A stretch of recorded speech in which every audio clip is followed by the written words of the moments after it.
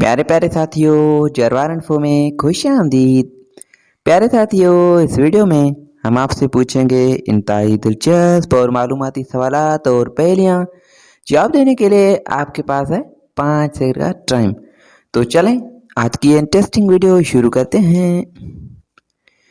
वो कौन है जो नाक पर बैठकर कान पकड़ती है?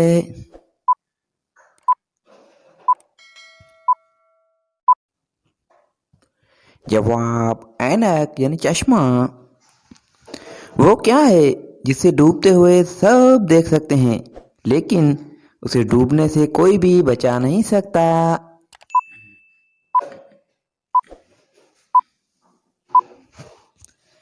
जवाब सूरज।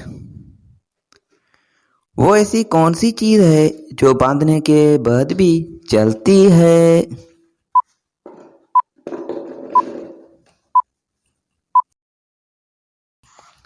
जवाब हाथ की घड़ी।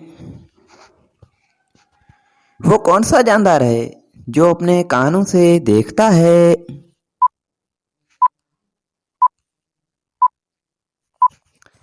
जवाब इसका चमगादड़। कैसी औरत से शादी करने से इंसान अमीर हो जाता है?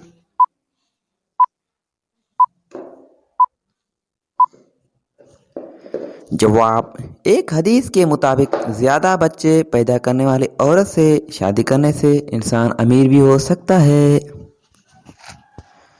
अपने हाथ के नाखून खाने से कौन सी बीमारी हो सकती है?